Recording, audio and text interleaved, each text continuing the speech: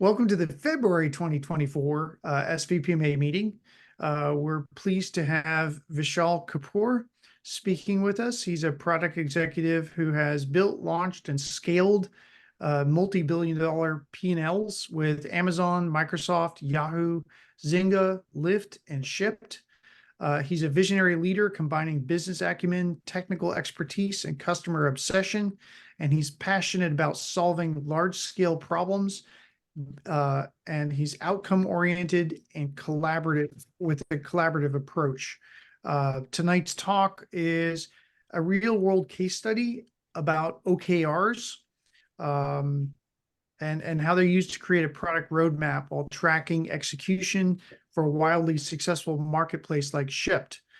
Shipt is a retail tech company, independently operated subsidiary of Target Corporation, available in over 5,000 cities, and recently received a Newsweek America's Best Customer Service 2024 distinction in the online groceries category.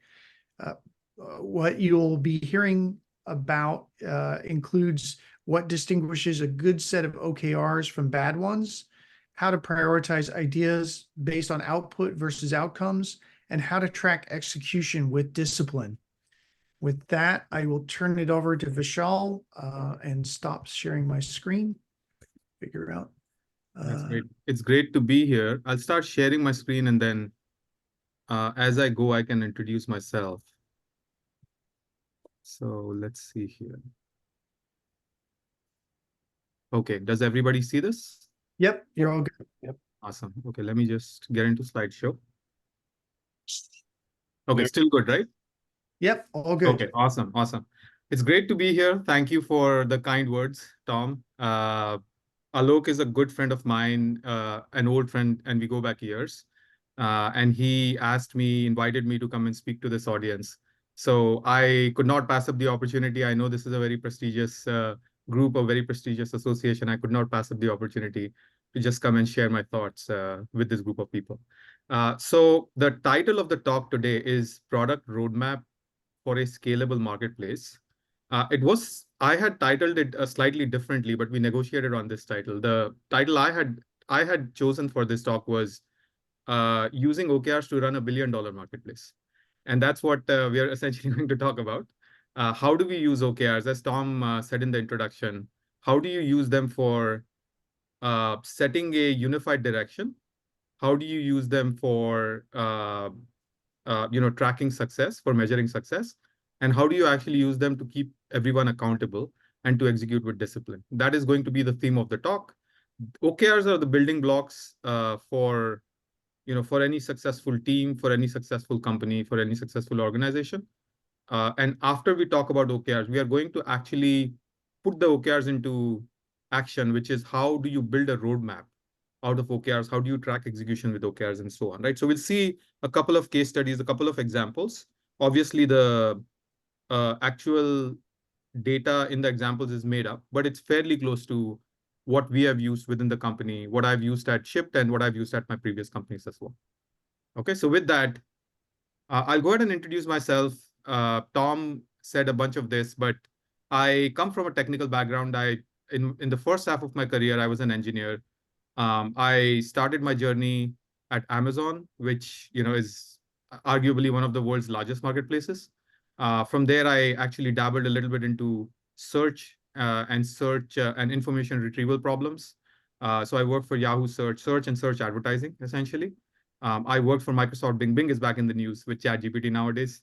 But I used to work on Bing when it was not, when there was no ChatGPT many, many years ago. And then from there, I actually moved to Zynga. And they still have a game called Words with Friends. Quick show of hands, how many people have heard of this Words with Friends before? Oh, wow, I see a lot of hands. That's great. So Words with Friends is a game that's awesome. Words with Friends is a game where you're essentially playing Scrabble with other people. So it's a multiplayer game. Imagine you were playing Scrabble with somebody on a board, sitting across with them on a board. It's the same experience essentially, but you're playing on the internet, on your mobile phones in an app. So I started as an engineer with Zynga, but for Words with Friends, I actually pivoted myself and I actually jumped into being a product manager. So I was an engineering manager before that. I jumped into being a PM. And then from there, then my product journey took off. I picked up some business courses. I was at Lyft doing some working on problems of pricing and analytics. And now I'm at Shipt, where we run a large team. We'll see a couple of examples of what I do at the company as we go. But I own a large part of the team, and all the we call ourselves Team Giga, which is all the algorithms, all the gig algorithms that power the company, essentially, that power fulfillment, pricing, batching, matching, which is who gets what work, anything that you can imagine, which is sort of the engine, right? Which is the engine of the car under the hood, is something that my team owns, right? So that's me and my team's own. And so very impactful. We have a very impactful P&L surface area, about $1 billion annually. I'm a speaker. I love mentoring other PMs and paying it forward, hence this talk. And I also like to advise companies on the side. This is my LinkedIn. I would love if people want to connect with me. One of the goals of doing this is to just network with people and learn from other people's wisdom.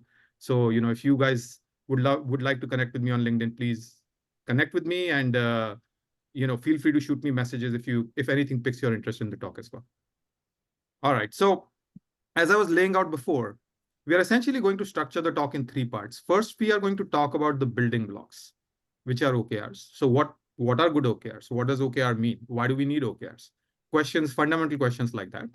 Then we are going to build upon that, and we are going to look at an example roadmap, which, again, as I said, some of the OKRs you will see are fairly representative of what we use at Shipt, what we used to use at Lyft and other places as well. You will see how those OKRs are sort of placed together to form a roadmap. What does a good roadmap, healthy roadmap look like? And finally, we'll just wrap up with some quick takeaways. Okay, so what are OKRs and why do we need OKRs? Before we get into all that, I want to start off by saying that for any successful company or any successful team or any successful organization in general, I think there are 3 key tenets that you need in order to do great things. First of all, you actually need everybody to be aligned and all the cylinders firing in one direction, right? If you have a group of people and everybody's sort of going their own way, it's very difficult to achieve a very successful, very good, very successful outcome. Because if you use the analogy of a soccer match, if you keep kicking the ball sideways, none of you are aligned to actually hitting the ball at the goal, right?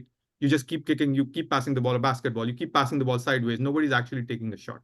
The goal is there is one direction is to make the basket. There is one direction is to make the goal, right? So as long as everybody's aligned, that is one of the pillars, or one of the one of the attributes of a successful company or a successful product. So you need a singular direction.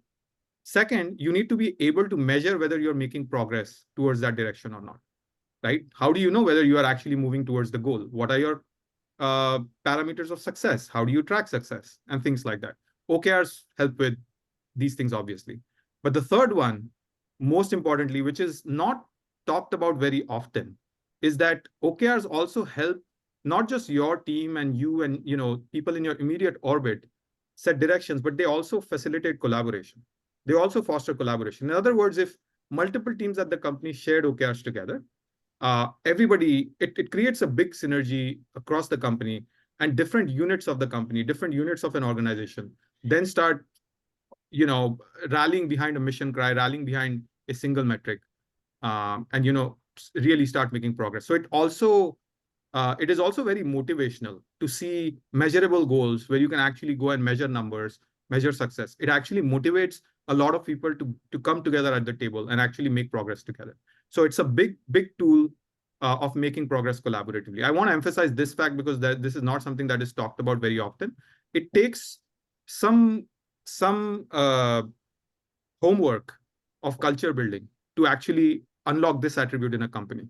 But it is an attribute that you can unlock. And once you unlock this attribute, everything works like a beautiful spaceship, a beautiful rocket ship. And that is the power of OKRs. I can see, before I move on, I can see a few comments. I apologize because I'm in full screen mode. I will not be able to read the comments. So if you have questions, feel free to just raise your hand and ask the question. That'll just be easiest because you'll pop up on the screen. I can see some of the faces here. So you'll just pop up on the front in the front of the queue, and then you can ask the question. Feel free to stop me as we go. But otherwise, if you have comments, it'll be difficult for me to look at the comments. So I apologize. Okay, any questions so far up till here? All right, we'll keep going. Feel free to stop me if you guys think of anything.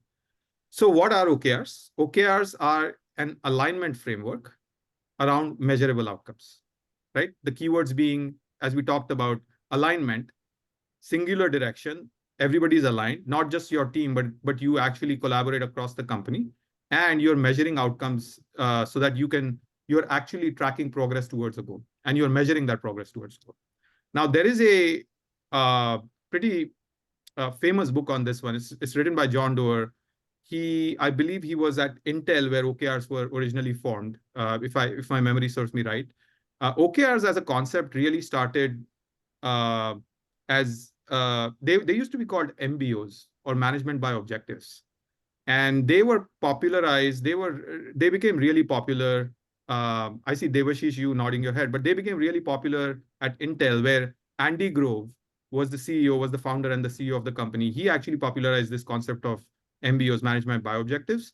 They really started there. And then I think the first adopter of the OKR framework, major adopter in the industry, was Google. And then, from there, a lot of big companies have actually adopted it now. It's very commonplace. But one of the books that actually articulates this really well, I get no royalty in pitching this book. I just like the book, therefore I'm pitching it. But this is one of the books that I would recommend people to read. It's a very easy read. And John Doerr was, I believe, a consultant at Google. So some of the insights that he presents in the book are from Google. So if you want to deep dive, I encourage you to read the book. But what are OKRs, right? So OKRs are supposed to be public, and they are supposed to be shared by interdependent teams. If you have a dependency on a different team, and they are aligned with a different metric, or they are focused on a different goal, which is what I meant by the first thing was, having a singular direction. They are focused on a different thing. Then it's very difficult for you to achieve superlative outcomes at your company. So they should be shared. And that is the hardest part, but they should be shared. That's number one. Second is they specify not only the what are we going to do in terms of direction, but they also specify how are we going to quantitatively measure success. I think I talked about this before. And lastly, all OKRs by definition are not infinite, time infinite. They are all time bound. Generally speaking, a lot of companies have quarterly OKRs. Tech moves at the speed of light, even faster than the speed of light. So you need some time boxing to measure progress. And the time box that generally a lot of companies use is quarterly. Not to say that there are projects that span multi-quarters, obviously. ChatGPT models and all of that, they took a long time in development before they were released. Or even, automobile projects like Teslas and, rockets like SpaceX, etc. They take a long time to build. But still, you break them down into measurable goals, quarterly goals, so that you can track progress and keep moving forward, generally speaking. Any questions here? Okay. So why use them? I'll give hopefully a very relatable example.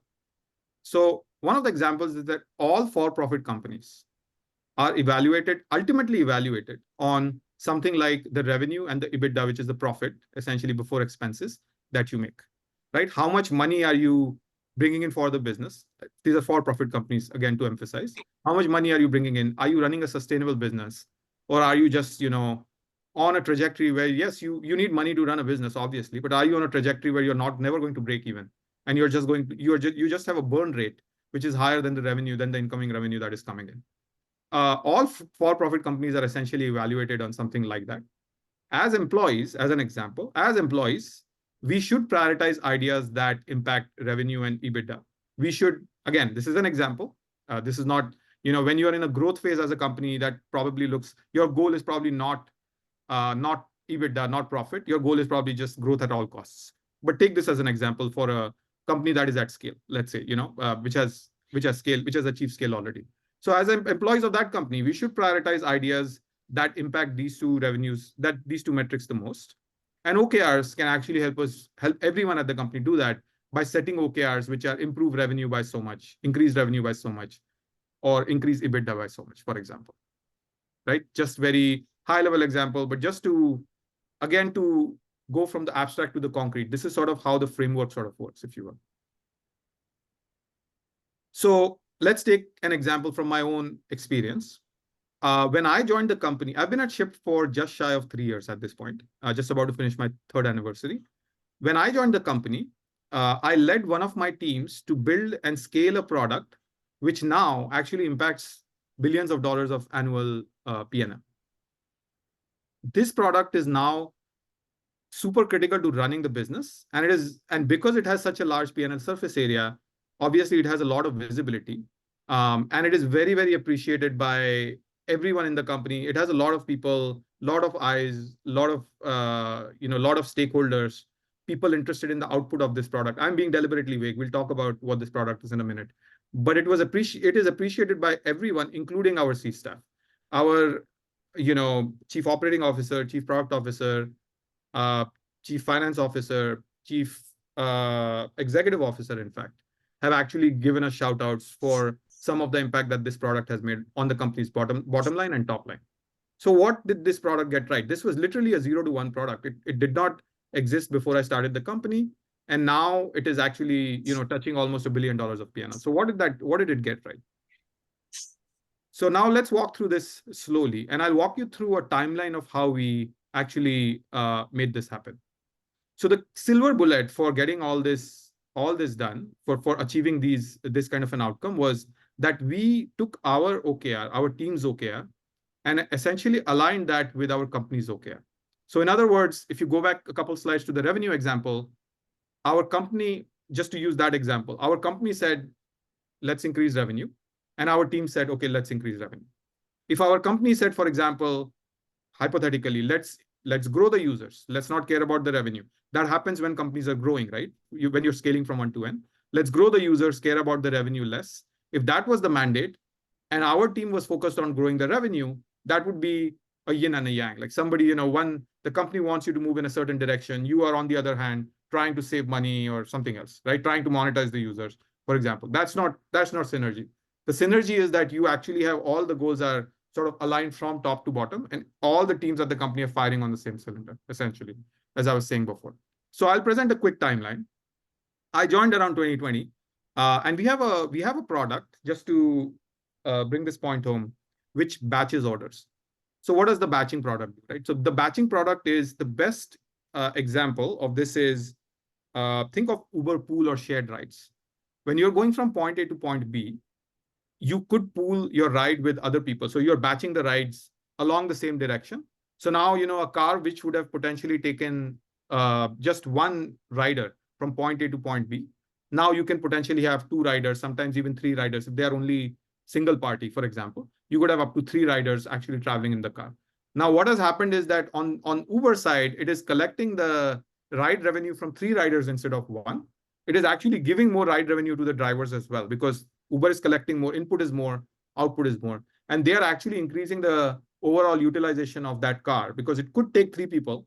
So instead of sending, 3 different cars for 3 different people, they're sending 1 car. And they're also reducing congestion and traffic miles, etc. Same idea here. If we, the way Shipt works, Shipt is a delivery marketplace. For those of you who don't know what Shipt is, it is similar to Instacart. It's similar to DoorDash, where there is a customer who places an order. There is a store where the order is shopped from or picked up from. And then there is a shopper or a driver or a gig worker that actually goes and finishes this order. They go to the store, they pick up the order, they go and deliver it to the customer. So we have a similar concept. This is not new. The concept is, exists in the supply chain industry from a long time, but in the fulfillment industry for a long time. But the concept is that if there was one order from a store to a customer location at some, in some area at one point in time, we could batch that one order with multiple orders from customers in the same vicinity around the same time. So one shopper or one driver or one gig worker could do a batch of orders and deliver a batch of orders. And that just improves, unit economics for us, because we are not doing multiple trips across multiple gig workers. It improves the system throughput. It improves a lot of things. It's very similar to Uber Pool, if you think about it, as an analogy, as a relatable analogy. So when I started at the company, we had a very low batching rate of about single digits, right? I'm not going to give you numbers, but we had a single digit percentage of all the orders that were coming to the company. We were only batching about a single digit of single-digit percentage of the orders. When I joined, we formed a new team of about 7 people. There was no real company OKR at this point. We were just like, oh, this looks like a good problem to solve. It looks like there is potential here. Let's launch an MVP. I'm sure you guys, for people who are in product or engineering here, or even data science, etc., very typical 0 to 1 process, right? Where, you're like, okay, let's run an experiment. Let's try to figure out if there's a there. Let's try to prove a hypothesis. Let's try to see if batching improves. In our case, does batching improve unit economics, P&L? That was sort of, where we were going with this. So there was no company OKR, but the team thought that we need to prove out the concept. By the end of that year, 2020, we did some work and raised the batching percentage to about double digits, from single digits, low single digits to like high double digits. And at that point, we saw that the savings for batched versus unbatched orders, the money we had to pay to deliver to the shoppers, to the gig workers to deliver the batch versus unbatched was about 20%. And that was a big deal for us. Now, the idea was very simple. If you're going to save that much money on batching 2 orders together, hypothetically, just let's say 2 orders together, you save 20%. Why don't you batch all the orders? Because you're going to save 20% of all of your P&L. Pretty straightforward, right? So it becomes a problem of scale at that point. So, I mean, the company immediately took notice. The leaders took notice. In the next year, early next year, they saw the potential and they actually set a company OKR. And that's sort of what the OKR looks like. You see the screenshot there. What they said was the objective was to run an efficient and profitable business. By the end of the, so I want to point out a few things. It has a time horizon. You had to do this by the end of the year. You had to achieve the objective of running an efficient and profitable business.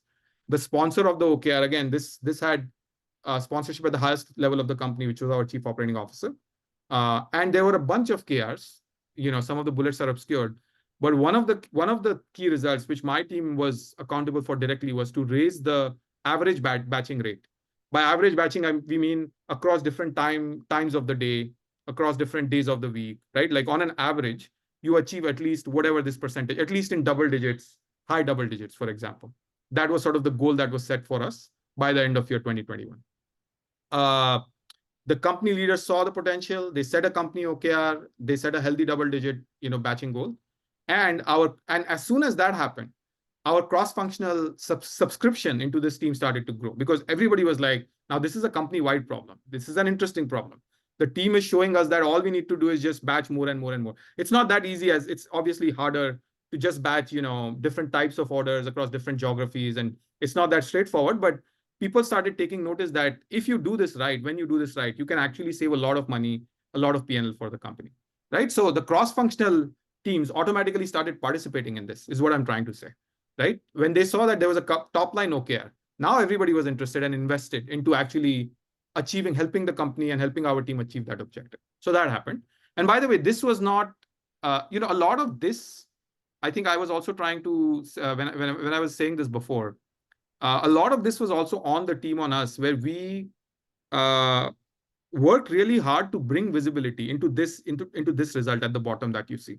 That this is a problem that can save the 20% savings. It can save us a lot of money if we actually scale this up to batch as many orders as possible. We made the effort as a team to go and socialize this at the highest levels of the company with top leadership, and then they took notice, right? Because this was one of the small experiments that we were running. Ultimately, they saw, as we actually proved, that this is one of those which can, again, as I said, can have a large impact on our top line, company's top line, not just the bottom line, but also the top line. So that happened. And then in the next, 6 months or so, everybody was aligned. The entire team started moving in a single direction. All of us across different functions, finance, legal, operations, engineering, data science, design, product, right? So many others, communication, marketing, all of us started moving in that one direction to actually achieve the company OKR. There was this one OKR, which was you need to improve the batching rate by whatever this percentage was set to be. We developed, as we went along, we developed the analytics to clearly measure progress. We didn't have the analytics before, right? Our company had some analytics. What we did here was we actually, because now finance and operations was involved, we actually asked them to be our gatekeepers and our scorekeepers. We asked them to say, why don't you measure how we are doing? Because it can happen that sometimes we measure our own success. We might actually drink our own Kool-Aid, and we might, think that that is more successful than it actually is. So why don't you be objective, an objective third party, which is not really building the product, but you can be our scorekeepers, and you can tell us whether, how we are doing. You can help us track success. And they did. So, that also, working with the data science team to build the analytics, working with finance to measure this. And we started measuring this in a weekly business review, right? So it brought that discipline of, again, it was a singular goal, just one number. And all of us were trying to move this number really hard, trying to move this one number. But because it was one number, it was less confusing for everybody else across the organization, and we were able to make progress. We used to keep the entire company updated about the progress very regularly. The momentum that we saw because of, again, this singular focus, it improved our leaders' conviction. It improved the morale of the teams. We ran as a fantastic team. And it also increased the executional discipline. Like, we became better and better and better at what we were doing week after week after week. Our reporting became better. Questions that leadership was asking us, we were very in front of the questions, anticipating them. We were able to answer them. And eventually our team size, because our leaders saw the conviction, they were willing to put more resources towards the team as well. So our team sizes kept growing, right? So it became sort of this virtuous cycle, right? Where we were achieving results, therefore we were getting funded, therefore we were achieving results with more and more people on the problem. Around the end of the next year, we were a team of about 40 people. We went from 7 to 40, so significant, more than 5x. Our batching, at that point, our batching percentage went up to almost half of all the orders coming through the company. So within about a year and a half, we went from, low single digits of all the orders to about half of the orders. Significant impact on P&L, right? Again, to put it in perspective, think about Uber. All the rides that are going to Uber, half of the rides are shared rides. If you look at it from that lens, that's significant, right? This is, if you think of it like that, every other, to make it relatable to you, every second ride you're taking is a shared ride. That's what half of rides going through a shared ride means, essentially. Every other ride is a shared ride, right? Like that's sort of the impact that we were able to create. And then finally, the team strongly exceeded goals, and we were also very, very highly appreciated. I want to take a moment here. I know this was a lot on one slide, but I want to take a moment and see if anybody has. We're still talking about the building blocks. I want to be clear. Like, this is how OKRs were laid out. So I would love to answer any questions. Hey, Jim. Yeah, I have just two questions. One was, how did you get 7 people broken away from whatever else they were doing to form the initial team? It's usually pretty difficult to get that many resources assigned to go experiment with something. So can you tell me about the process for selling that concept? I think what happened was, that's fair. I think what happened was this 7 was not just 7 engineers, to be clear. It was, one of them was me. I was a product manager. I wasn't really an individual contributor. One of them was a director of engineering, not an individual contributor, right? So it was a team of 7, including managers. I think the core ICs there were 3 engineers, 1 designer, and 1 data scientist. So like, it was a team of 5. We needed something. And what we said was, give us some time to be able to, we have conviction into this problem. We know that this problem has been solved by the likes of Uber, and I came from Lyft, by the likes of Uber and Lyft before. We have seen this work in other spaces. And, our competitors like Instacart were batching orders anyway. So there was precedent in us doing it. It wasn't like we were trying to do something which was never done before.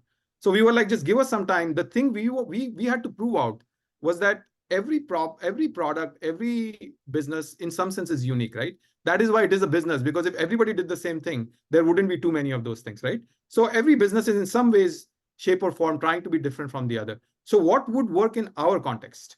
And we had to prove that out with a small team. So we were able to, with a team of 5 people, I believe, 4 or 5 people, individual contributors, a couple of managers, a couple of people who were thinking about the problem. We were actually able to, like I said, prove the concept that there is a there by the end of that year. And then kind of from there, we were kind of able to move. Yeah, well, I have no doubt that it wasn't pretty easy to get people who were on the team interested in joining the team, because good problem to solve, you'll be a hero if you solve it, etc.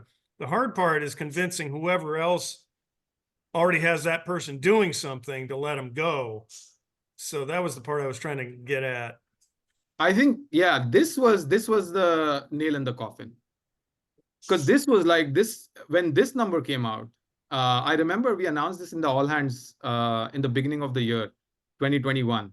And we were like, yeah, like, and I had a graph actually. What I did was I basically showed over the months, because we were again like, month after week after week after week. We actually showed how the growth trajectory was. It was really up and to the right. And I think that really sold it because, and also I think the other fact was, the fact that our company's leadership there was executive sponsorship from the highest level of the company. At that point, when this happened, our chief operating officer assigned somebody from operations because they were like, I think this problem is significant. I want to put some of my people into it as well. So, hey, like, Jim, can you go and, for example, help me out, take a look at the problem. So there were a few people who were assigned. It's not like everybody voluntarily joined. A few were assigned, but then the problem started. Like I said, it was a flywheel. Where people started coming and started working on that problem essentially. The hard part was getting the first few, I'm sure. It was very hard. Yeah. It was, yeah. This and was the other question was the 0 about to 1. The 0 to 1 was hard, and from there it was significantly good. Yeah. The other question was about getting those other people, those outside people, to do your metrics for you. I mean, it's a good thing to say, well, we don't want to smell, sniff our own fumes, so why don't you do it so it's objective, et cetera. But what was in it for them to take on the work of measuring this? Yeah, that's a great question. What was in it for them? What they were ultimately accountable. So, batching, as you probably figured out, the whole point of batching is to improve unit economics, right? Which is when you batch, like I said, it saves you 20% of your expenses essentially. Somebody has to, if it is that significant, and if you scale it to many, many orders, it will show up at the company's top line one way or the other. And it will be in millions of dollars, which it was. So the finance team, naturally, when they run the P&L of the company, they're going to be like, okay, something is happening and it's saving us a lot of money. What is happening? So we actually told them right from the beginning. We told them that, why don't you just, help us along the way instead of being caught by surprise? Because what they wanted to do was think about, so we are owned by Target. Shipt is owned by Target. So we don't report to the Wall Street. But if we did, we would have a forecast to the street, right? When we do our earnings, for example. And that finance team would have to be in front of that forecast. So this was the same idea. Like they need to be in front of the forecast to be able to tell Target, what the earnings would be or what our expenses would be going, next year, next quarter, for example. So they were actually invested and interested in this process. What we did was we just told them, can you just like do this weekly for us? Come and just, present a graph. How are we tracking? We have told you that, from this point to the next, this quarter to the next, we are going to bundle 10% more orders or batch 10% more orders. And we are telling you that if you do the P&L, 20% of the 10% is so much. So you need to forecast for that. You need to set expectations with, externally for that. Now, can you come week after week after week and keep us accountable that we are actually meeting the 10%? Otherwise, we have overpromised, right? So like it was like because of the discipline of all of us doing it, it just became very natural for us to actually get them on board. And it's like that now. Like from this team, we actually established a very strong culture in this team. And it became a model for many, many other teams at the company. It's not easy. You're exactly right, Jim. It's not easy to do this in a company, but we were able to do it. And, this was fantastic for us as a company, essentially. It sounds like they were able to participate in the win and get some credit for that. So that was a good way to sell it. Thanks. Because the other thing that you would also think is maybe, another way is the way to think about it is in the converse. If we had missed our expectations or financial expectations, if we had spent more money, then finance would come breathing down our necks and be like, where did you guys lose money? Because this is what we had forecasted and told our investors, for example, that this is the money that we need to run the company. So then instead of, that happening and an escalation happening, we were like, just be along with us, be with us along the way and hold our hand and just keep us accountable all the way. Because if you see we are not tracking versus forecast anywhere, then you just let us know. We will do whatever, we will course correct if we are actually deviating off the course. So it became a pretty positive flywheel for all of us together. Yeah. Okay, that was a great question. Anybody else? I have a question. Yeah. So I would have, thanks. I would think when you first joined the company, you might have also seen other issues that company has been facing besides the low batching rate. So what propelled you to decide to go through that to solve the low battery rate first, and then started doing A/B testing for the like experimental testing for this. Yeah. It was fairly clear. I mean, I had done something like this at Lyft. I had experience, like I said, a bunch of us who came from these type of, we came from these type of companies before. Our SVP of data science at the time, he also had joined the company right when I joined, about a week later, I think. He was a head of data science at Uber. So we had solved these type of problems before. It wasn't like we were new to them. Again, as I said, we just did not know how that would work in this context. Every business is unique. And there was some experimentation that we had to do to prove that this way of solving a problem for this business will work. Right? We did not know if it would work or wouldn't work. We weren't expecting at all that it would work so well that it would become a P&L driver, but it did. So, there was some historical experience background that we had. And there were other problems. This is one example that I'm giving you. There were a bunch of other problems we solved as well. But this was one of those which created an example across the company, set a cultural example in the companies. Got it. That's very helpful. Thank you. Okay, I'm going to keep moving, and I can take questions at the end as well. So that's fine. So that is our building block. And I want to be cognizant of time. I think, Tom, I think I have about 22 minutes, right? Until 8 o'clock. You're on mute. Yep. You're on mute. Sorry, I was on mute. It's not a hard stop. So if you go a few minutes over, it's no sweat. Okay. I'll be mindful of that. All right. So let's now move on to an actual example of how would we use this? How would we use an OKR and build a roadmap? So let's first start with what a good roadmap even looks like, right? A good roadmap generally has, in my experience, has two parts. This one is actually apparently, there are two subparts here. But essentially, there are, as I was saying, it maps to OKRs, and we'll see the mapping in the next slide. But a roadmap, number one, all the milestones on this, it has a bunch of milestones. You can see a bunch of milestones here. All the milestones are somewhat time bound, right? So, this is supposed to end in Q2. Let's say you are in Q1, which is the current quarter of 2024. I'm making this up right now. So you're in Q1, these things need to, this sort of visual hierarchy is giving you some, how do I say, some indication of what comes before something else. And the end also is giving you an indication of what should end sooner than somebody else, right? This is hard. And we were very disciplined about also measuring effort and tracking effort. Like if we said, for example, let's take this as an example, right? A quarter is 12 weeks. This looks like, I'm just making this up, but this looks like maybe around 10 weeks, with 2 weeks to spare. So if we took more than 10 weeks, we would actually hold ourselves accountable and say, why did we take 10 weeks? What went wrong? Were we like, did we underestimate it? Did we overestimate it? If we underestimated, that would be a problem. Overestimating is fine because, you're delivering faster than what you promise. Underestimating when you need more time, that becomes a problem. Were resources pulled away? Did something else happen? What were the reasons? And how can we actually, and the whole goal was to learn and avoid that mistake going forward. So if a resource was, for example, getting pulled away, Jim was kind of alluding to this before. What if, resources get pulled away? We were very explicit about, with our leadership, that this is a company OKR. If you're going to pull resources away, the OKR will slip. We will not be able to execute because this is how we plan. This is how we sort of do it. So all these lengths of the milestones that you see here, right?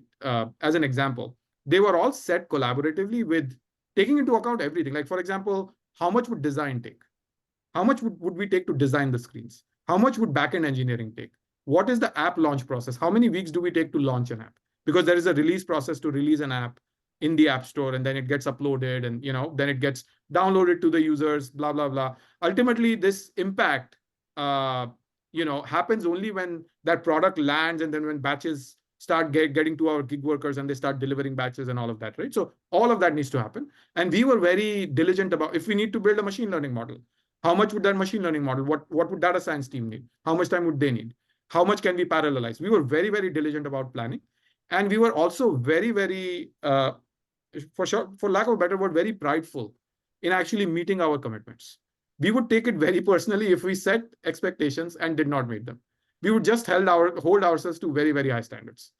We would do whatever it takes, pull hours, this and that, just as a team. Again, nobody was forcing us to do it. As a team, we had that culture and discipline where we were so prideful about the impact we were making that we were like, no, we need to deliver it here because we have promised. We have told our finance colleagues that we are going to deliver. If we don't, then it just, it's a form of embarrassment for us that we were not able to deliver something that we promised ourselves. So we took that very, very seriously, generally speaking, in this team. But I wanted to say one part of the roadmap was something that the team could completely independently do. You could run experiments. You could do some launches. We had something called a discovery. Discovery was before we even, discovery for Vismo, for example. Vismo stands for Where is my order, which is order tracking for a customer. And this is a common industry acronym for those of you who don't know. It's for order tracking in an app, right? Where is my order? Like Amazon would tell you it's out for shipping. It's at your local, it's out for delivery, it's shipped, etc. That kind of thing. Instacart or DoorDash would tell you order picked up, food is ready, things like that, for example.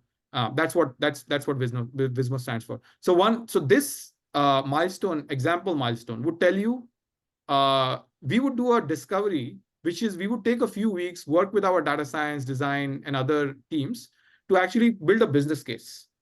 And to the best of our ability, we would actually try to see whether we have the conviction to say that this is going to impact the OKR, looking at some of the historical data, looking at some of the things we had done before.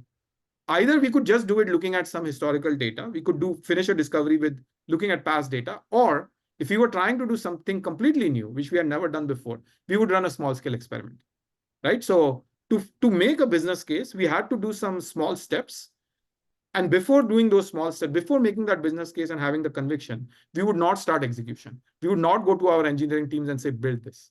This is very important, right? Because a lot of companies, what they get wrong, a lot of teams, what they get wrong is they actually first build and then they realize there isn't an impact. They don't know what they were building for. They don't have clear goals. They realize that there is no impact because they don't even know what they were building it for, what to measure. And then they ultimately throw away a lot of the work that they were doing. And then everybody suffers. Right? You don't get to write that in your performance reviews. It pushes you back in your career and things like that. We were very clear that we want to do a business case. And the output of this typically would be like a deck, like a slideshow, for example, which is, this is what we are thinking of doing. Why are we thinking of doing this? What is it? What is batching? Why are we batching? Are other people doing it in the industry? Yes. Like these other people do it. How does it look like?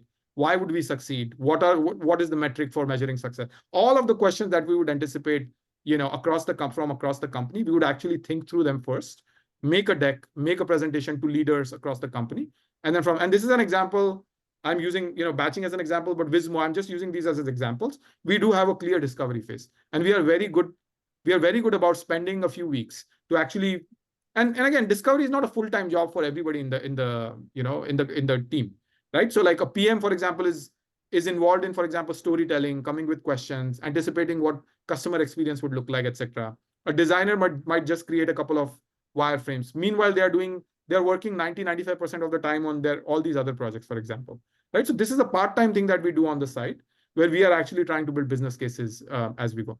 Either we can just do it, like I said, either we could just do it using historical data, looking at analytics, or we would have to run a small scale experiment.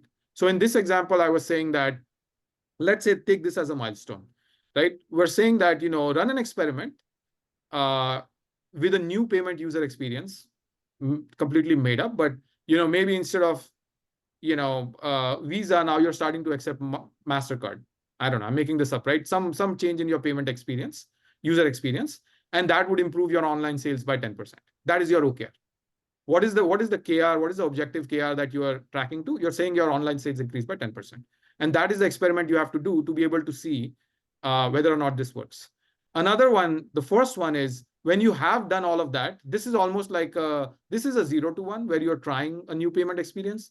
This is almost like a 1 to N where you don't have to experiment. If you increase your outbound calls, you will increase your sales. If you call more people, you will actually start increasing your sales by 15%, for example. And let's say you have history, you have organizational experience in being able to come up with this OKR, right? For example. So then things like that. Discovery typically doesn't have a OKR. Like you will see that there is no goal here. Discovery is just finish the business case, make sure that there is a there, and then kind of move forward from there, right? So that is sort of how we sort of operate. But the thing I want to emphasize is the top half of the roadmap you see is is something that the team could independently do. The bottom half comprises of two parts. One is where we will need other teams' help in order to launch what we need. For example, if we, for example, at Shipt, my teams don't own the actual app, the front end experience. There is a different team. So if we build something that needs an app change, then we have to work with that team. So that is a downstream dependency for us, right? So we would note this here, which is a cross team, downstream dependency for us, as well as if there is another team for which we are a downstream dependency that depends on us to launch something, we would also call out those milestones here as well. So this part is sort of shared with both dependencies upstream and downstream, where we are sort of in the middle to be able to launch something. And then again, these OKRs are again aligned with their OKRs as well. The goal is, again, the idea is to have these goals sort of aligned through and through across the company and bought in by leadership and sponsors and people who are actually going to fund these things. Any questions here? This is sort of like, your standard Gantt chart view essentially is what I'm talking about. Yeah, Jim? Yeah, two questions. It's just about what time frame are you extending out the roadmap to, and how do you communicate the cone of uncertainty that goes along with longer and longer time frames? Yeah, that's again a great question. I think as you will see here, that's a great question. I think, and you anticipated what I was going to say next. Generally speaking, things that you are doing right now, in this quarter, you should be most firm about. You should be very certain about what you're going to launch in the next 3 months. And you should also be certain about, what you want to begin, let's say, things. You should also be certain about these things which will extend because you are working on them right now, or you intend to work on them now. So you should be fairly confident of these things. You should also be somewhat confident about what you are going to start in Q2, like in the next quarter, for example. Beyond that, it's a little bit of a white space, right? And you set the expectation saying, tech moves really fast, business moves fast. We don't know even if we do at least that's realistically, that's how we do it. Yes, we can fill in this with blocks, 9 ways to Sunday, but we cannot guarantee that these blocks are things that we will be able to deliver because the business may change. Our external circumstances may change. We may need to pivot away from what we are doing right now. We may want to do something new. But these things are some things that we want to see through, essentially, is the idea. There is a way to visually communicate it that I've used before, which is on each one of these bands for the milestone 6, for example. Yeah. Put a best case, worst case, expected case. So you show how long it might go, how soon it could come in according to your best case estimate, and then your predicted case is somewhere in between. Then you can show that the ones that are in Q2, Q3, whatever, have a wider band of uncertainty around them. Whereas the ones that you have in Q1, you put a really tight band around that because you have those dialed in a whole lot better. Yeah, that's fair. That's a great input. What I'll respond to that is the way we operate is it will be no later than the date that we are publishing here. This is the absolute worst case. We could deliver before it, but we are going to be very self-critical if we actually go beyond the date that we are publishing. And you'll see in the next slide, you'll see this is like a little more visual, but in the next slide, you'll actually see how this is represented in a table. And then how do we represent status? And there's a bunch of other things that you'll see in the next slide as well. So I'll come to that. Saul, you had a question? Yeah, hi. What tools have you used to do this more automated? Like just tying up the OKRs, your goals, the roadmap. This is more for like environments where they have a lot of shared resources. It's helpful to be able to automate as much. So I was curious to see what tools you use that have that you liked. Yeah, I will refrain from answering that question with the actual. I don't want to endorse any one tool or the other, but the answer I will give you is that all tools are essentially the same. All of them can do this. And if you believe it or not, we actually do this exactly in the example I'm showing you. We just talk. The tool that you need is people talking to each other and just putting the time to make an effort like this. That's it. I mean, ultimately, this is a tool for communication, right? We are not project managers. There is a technical there is a technical program manager at the company.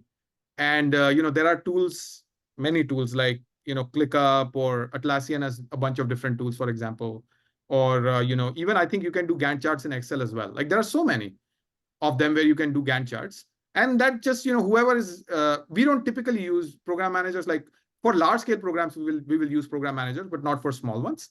My point is ultimately you just need to talk to each other. And this is as good or as bad as anything else. Ultimately, the goal is to be clear and hit the deadlines, right? It's the culture. It's not about getting too much caught up into this. It's more about whether you're able to achieve these things or not, ultimately, if that makes sense. Yeah. Yeah. Hey, Anar? Yeah, hi. Hi. Vishal, thanks for this talk. It's very interesting. I have a couple questions. So, when we talk about roadmaps, there are different audiences for the roadmaps, right? There's the Yeah. internal audience that needs to know, Yeah. and management. Then there is the sales team, and there is the customers. Who is the audience for this particular roadmap that you're presenting? It seems like it's more internal rather than for the sales team and It's customers. external. It's actually external. It's actually external. Believe it or not, this is exactly why. For example, if you say online sales increases by 10%, the sales team understands what this is. They need to understand what we're doing here so that they understand, they need to understand not at a technical depth, but they need to understand at a reasonable depth what this is. And I think to answer your other question, I think I see where you're going with this. We also talk to our data science teams. We also talk to our engineering teams and explicitly create milestones for, tech debt. There was a time in that team, in the batching team, where for a quarter we had to do so much platform work and rewriting a bunch of our platform in order to batch orders, as I was talking about before. When we went from in the first 6 months, essentially, before in 2020, we had to do so much of work that there was a quarter where we said this whole thing was blank. And we literally had just one milestone, which was just re-platform. And there is no OKR. Like the OKR is just to re-platform and be ready so that we can actually start, hitting some of the business OKRs. The OKR was just a technical rewrite OKR, which was we have a lot of tech debt. This is not going to scale. We need to rewrite this in order to scale. So all those roadmaps are represented. And it is okay for us to stand in front of operations, stand in front of sales, stand in front of different teams and tell them we are not going to deliver anything because we need to do some homework within the team so that next quarter, this is what we're doing. We are not being opaque. We are being very transparent about what we're doing, but this is what we need to do in order to be able to achieve these outcomes, which are in the following quarter, if that makes sense. And we expect at least a high level of, the team is busy doing some technical work, at least a high level of, they don't need to understand what exactly it is, what databases we are migrating from and to, for example, right? If we were changing a database, online database provider, they don't need to know. If we were changing a cloud provider, for example, they don't need to know any of that. They just need to know that we need like 3 months for doing some work. And then after 3 months, we will come back to the business OKRs, if that makes sense. Yeah. Anything else? Okay. This sounds like I'm getting a lot of good questions, so I'm enjoying that. We'll keep going. So this is a different view. And this is how what I like to call as scorecard. And this is how we present how we are tracking. The teams present. This is what we use in our, weekly business planning, monthly business planning, or monthly business reports, weekly business reports, that type of a thing. This is the scorecard that goes into planning when we plan the OKRs. I showed you the other view first because it was easier to digest. But in the company, we actually start with this because everybody understands it's easy to put that in a Gantt chart. This is what is more important. So what we do, I'll go column by column very quickly. There's an objective. It is tied to a company goal. A lot of the things I'm going to say now are just repetition of what I said before. There is a key result. It is tied to a company OKR, and it is shared cross-functionally. In this case, increase revenue. The way you will increase revenue is by increasing online sales. The way you will increase online sales is that what is the current baseline of the OKR, and what do you want to improve that to? So current online sales, we have 3 million orders per week. This is all made up, guys, obviously. It's 3 million orders per week. Roadmap milestone. What are we going to do to actually improve this 3 million orders per week? How are we going to increase that? We are either going to increase outbound calls. So let's say this is a B2B company where they increase sales by making partnerships. We are going to do that by increasing outbound calls. How soon are we going to do that? We are going to do that. This is a proxy for effort. And I think I was alluding to this also, right? This date is something we hold very sacred. This is a date by which we would have launched it. right? Like it's not a date where we would be dev complete or we would be this or that. This is a date when it would be nationwide, nationwide or worldwide as it may be. We don't typically like to go with a TBD or question mark, or we just like to go with a date, and then just if we want to revise it, we will go and revise it with better estimates, but we don't like to leave this blank, right? It's the discipline with which our team operates. So one example could be you increase your outbound calls. That can increase your online sales. Another is you could try a new payment UX, which could also increase your online sales, for example, right? Now, how would that increase? So this is your current baseline, which is 3 million orders per week.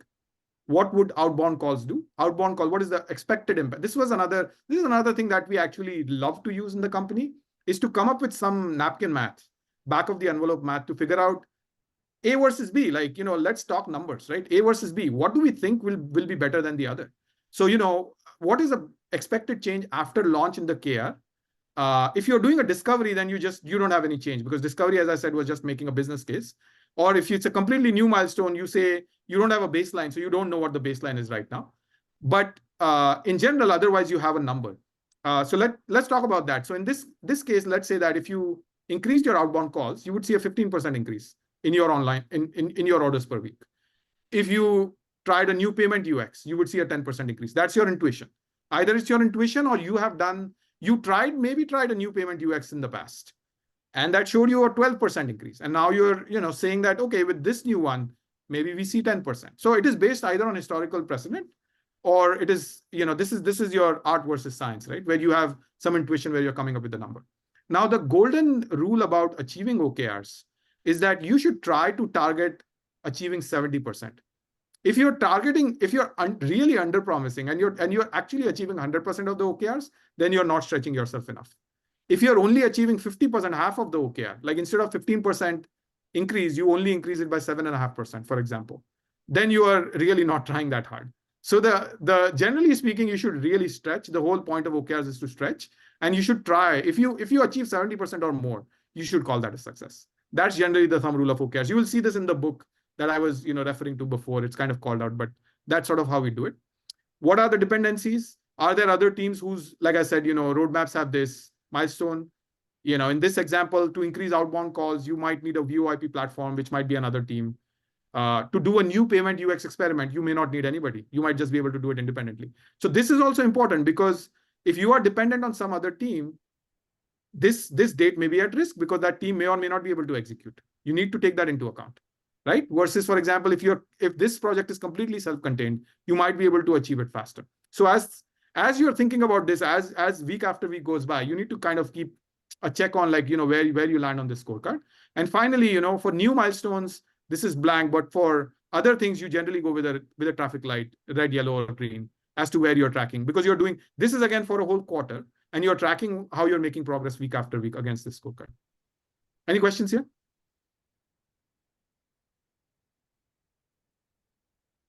Okay, I am going to hopefully share this deck, or there's a recording, right? So the recording will be shared. So feel free to review this later on. I hope that this is useful, because this is really, I actually made this presentation after from a lot of like war stories that I had. And this is a process that we follow. And we are very particular about following a certain process and measuring success in a certain way, etc. And it has done wonders for us, at the company. And time again, this process has proved to be extremely impactful and just helping us achieve great outcomes. So I hope that you guys are able to take that away from the presentation. Encourage you to read it, later on, and hit me up with questions on LinkedIn if you have anything later on. Okay, but I'll keep moving. We have a few more slides to go. This one is what you would use, for example, in your weekly or monthly business review, which is, again, this was your plan date. What was as you go, what is your current baseline? Did it move? Did your 3 million orders per week increase without you doing anything? Because something else could have happened, right? Your competitor folded, for example, and now you have a monopoly. So your 3 million orders per week went up. You didn't do anything. Your OKRs did not do anything, but you need to keep assessing your current baseline and trying to see if you are going up by 15% or not, just to keep yourself accountable. Then the actual launch date, there was a promised launch date. Are you tracking well to the actual launch date or not? hopefully you launch before what you promised, never after, right? Because otherwise you need to do a retrospective and take a look at why did you not plan properly? What went wrong? Then this was the expected impact. What was the actual impact? Did you exceed expectations or did you not? Again, as I said, 70% is good. Anything above 70% is fantastic. But if you come below 70%, you're not stretching yourself. Like the team has not, generally hardened. That's sort of the anecdotal rule of thumb across the industry. And then any notes, if you had anything. And this you just, like I said, copy from the planning slide. Like, are you tracking red? Are you tracking green, for example? Okay, that's Vishal? what we use to track. Yeah, Teresa? On the 70%, how do you communicate? I mean, is that something everybody across the company knows, or how do you communicate that 70% of 15% is good? Yeah, you set the expectations win. when you set the expectations. Sorry, I'll go back. You set the expectations when you're setting the KR. You say that this is what it is. You say that when you're explaining this, when you're sharing this slide as part of planning, you tell them that this is very ambitious. This is clearly a stretch. We think, like, say, what is 70% of 15%, right? It's I would say 60% is 10, right? So 70% would be, let's say, 11 or 12. So you say that 12 is realistic for our team to achieve. We are setting ourselves up to stretch ourselves, and we will try to overachieve. So therefore, we are actually 100%. 15% is 100%. But as long as we did 12, it would have a meaningful impact, on whatever this is. But beyond that, we are just trying to stretch ourselves. Or to put it in a different way, if we get this KR, let's say if this is a company KR, and the company says we need to improve this from 3 million to 4 million, right? Which is, I would say, a 30% increase. Like I'm just making it up on the fly. You would say, if 30% is 70%, you would say we are setting ourselves up for 45%. And then we can only achieve 70% of that, which is 30%. But we are going to try harder. Right. So, you know what I mean? Like you always want to show that you are going to try really hard. It's very motivating. Actually, like always blowing yourself out of the water is, I have seen this time and time again, that teams, when they get complacent and they stop trying hard enough, because when you really are pushing against a number which looks a little unrealistic, you're probably going to try, be a little unrealistic to actually try to achieve that number. I've seen that happen over and over again. And it's very motivating for teams. So, okay. All right, so we come to the last slide. What are the takeaways from all of this, all the entire conversation? Please use this process to create roadmaps and track progress in business reviews regularly. Do not add milestones to roadmap without KRs. Even if you are doing, discovery, like a business case or some analysis, or you don't know, it's something completely new that you're trying. Your KR should be launched from 0 to 1 by this date. And that's fine.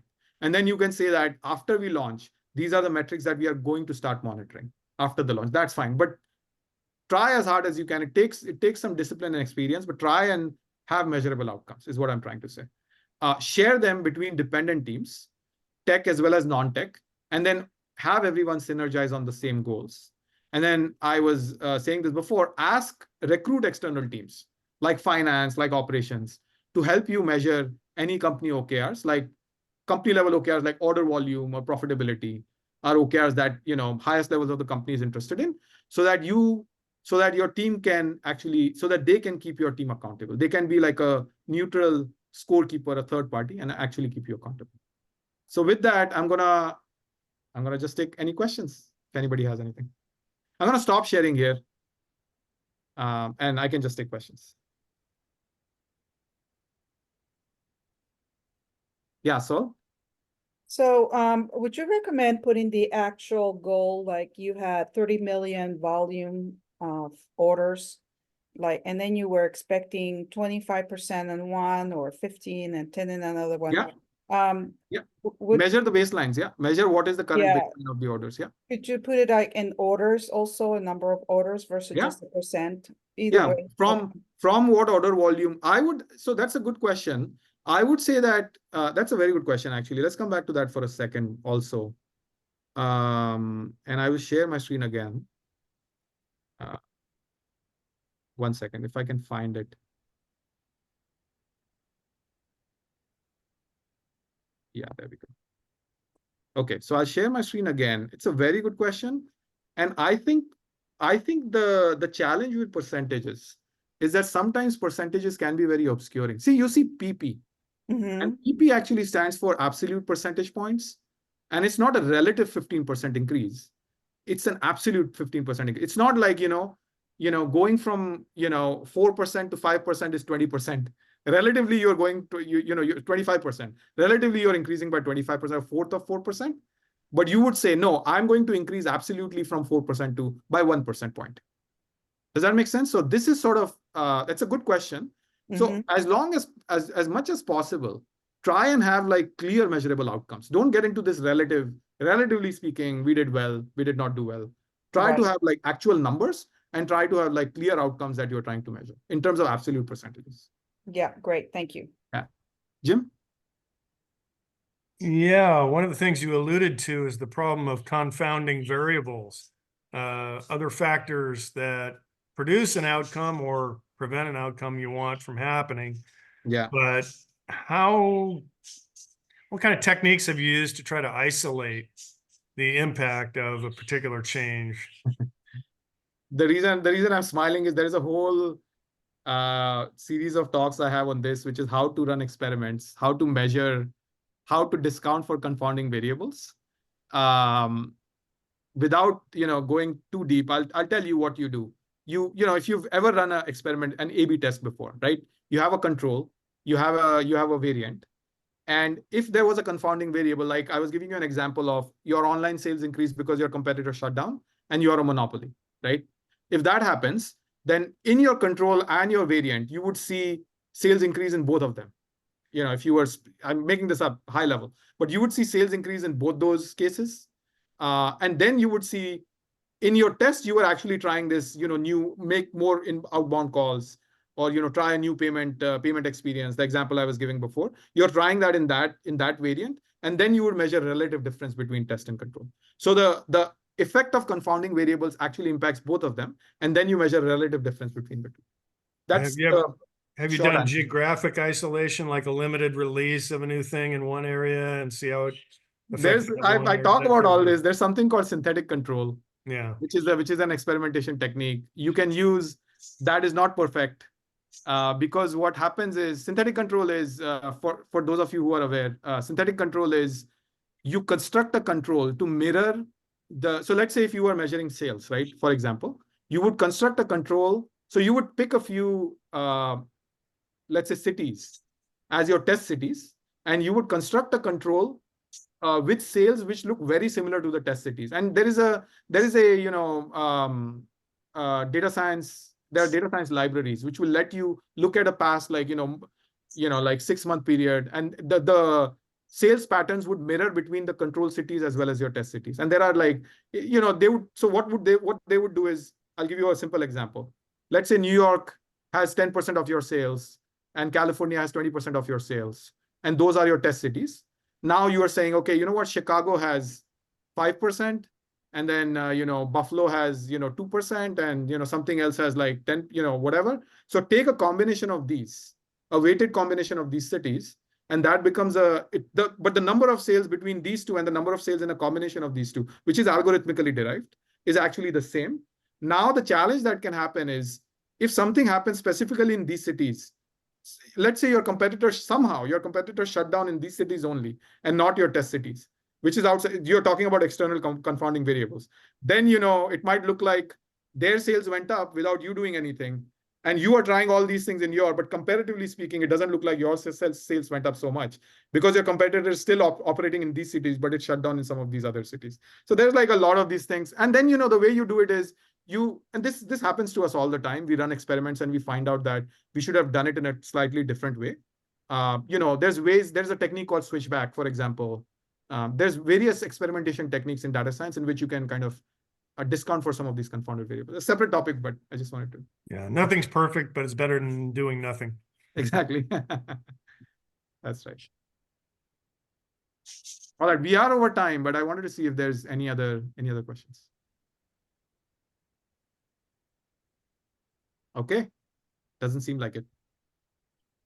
All right. Well, if there's no further questions, I first off would like to like to thank you for such a fantastic presentation, Vishal. It's always great to kind of get the in the trenches view of, you know, something that's actually applied. So it was Right. not an academic theory. I think we haven't covered a talk on metrics per se for a while, and that's always top of mind at the beginning of the year and the end of the year. You've always got a huge question wrapped around, you know, what Right. are we measuring and how are we doing? And so I think it's a very timely topic, especially this time of year. We just finished our 2024 planning using Yeah. basically this process. So Yeah, it is yeah. done. So everybody's, you know, end Yeah. of Q4, beginning of Q1, everybody's always scrambling to figure out, you know, what's going to be measured and how that works out. Yeah. Devashish, did you have a question or? No, I hit that by mistake. I was trying to clap. Okay, And I- no worries. All right. Well, big virtual round of applause for our speaker this evening. Thought this was a fantastic presentation, and we will, if you have colleagues that could have used this or some things you want to refer back to, we've recently fixed a problem with our YouTube videos posting.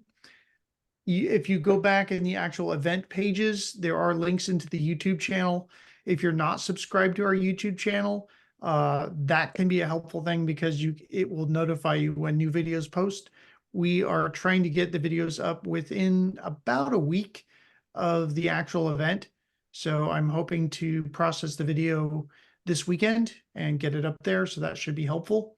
And then the indexes of all the events for the last 2 or 3 years are being updated. That will probably be a few additional weeks. With that, this kind of concludes our formal presentation. And Vishal, you're welcome to stick around. We usually do a little bit of networking afterwards, some Q&A, and you're welcome to hang out with that. Or if it's been a long night, I certainly understand and wish you the best from there. I can hang out for a few more minutes. I'm fine. Okay, very good.